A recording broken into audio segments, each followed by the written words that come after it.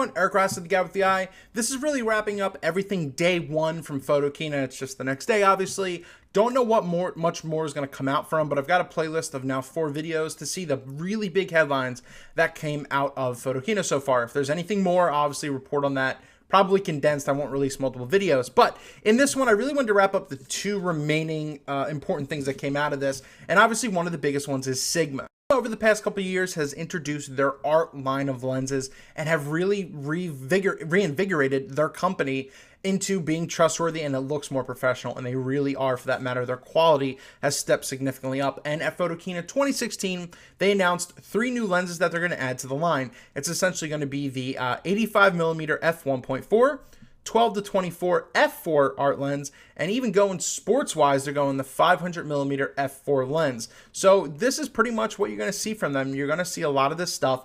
People have been wanting the improved 85 1.4, you know, tenfold. So this is going to be available in October, and it's going to be about $1,200. And you know, it's a prime lens. It's going to work like a prime lens. It's going to be amazing. 85 was one of the most popular portrait lenses, besides like 120 millimeters around there. A lot of people like to shoot, especially with a 70-200.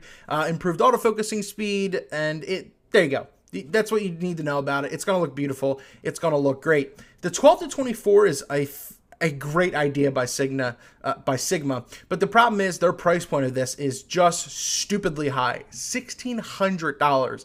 Now you can get the Nikon pretty much equivalent, 14 to 24, for around the same price. At that point, I would probably just go Nikon in that case.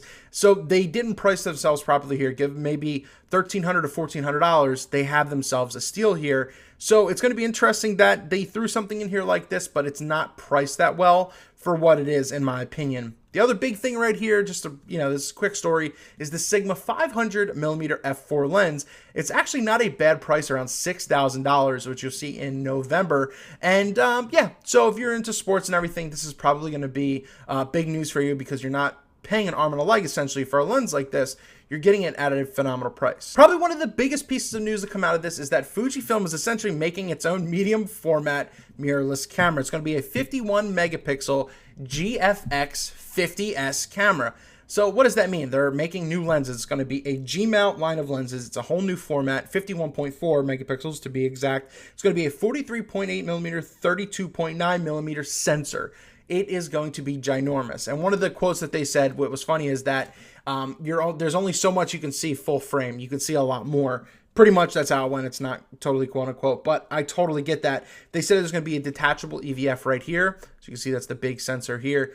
But this is it, you know, what it is. I mean, it has a kind of a similar-ish look to like a Hasselblad in a way, what they introduced their more affordable line, but they're saying that this is going to be under $10,000 included with this 63mm f2.8 lens. So you're going to get a lot with this. As you saw, the articulating screen, this is what the top is going to look like. Other lenses, a couple, I think, primes and maybe zooms are going to be available early 2017, as this still isn't going to be out yet. And it's just an interesting thing. Something that, I don't know, that's something that I probably not going to ever be able to afford in my lifetime, because I need to spend it on student loans and cars.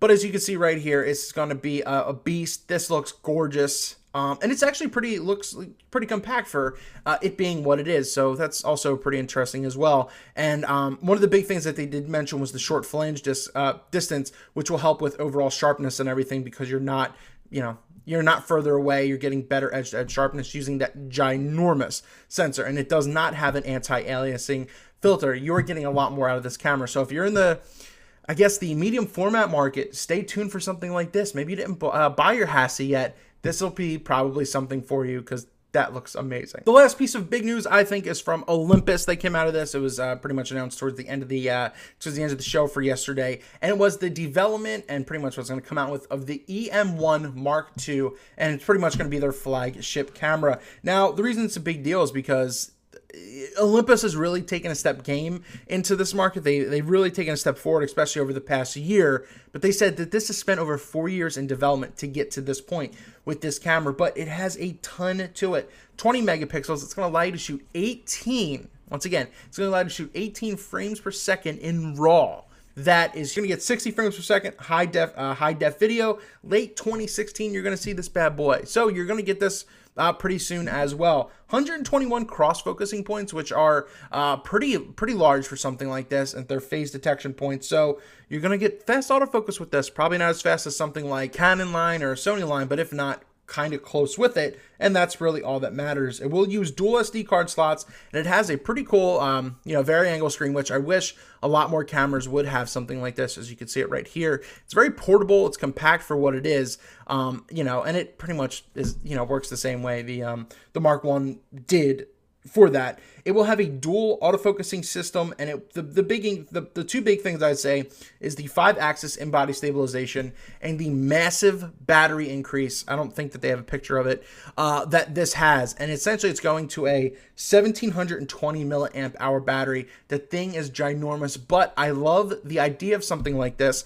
Be it makes the camera a little bit heavier. This is why Sony isn't doing so well, because their batteries are terrible.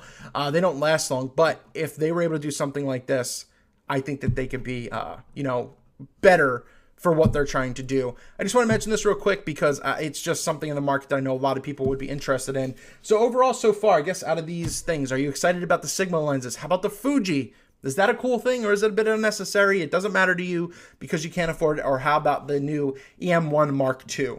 What do you think about all this? So far, what's some of your favorite tech from Photokina 2016? Let me know down in the comments below. Once again, if anything new comes out, I'm going to cover it in another video, kind of combine everything. But other than that, we will see where this goes. Thank you so much for watching this video. Check the playlist. There's 3 other videos that cover the big news of Photokina 2016. Thanks so much for watching. See you later. Forgot I'll talk.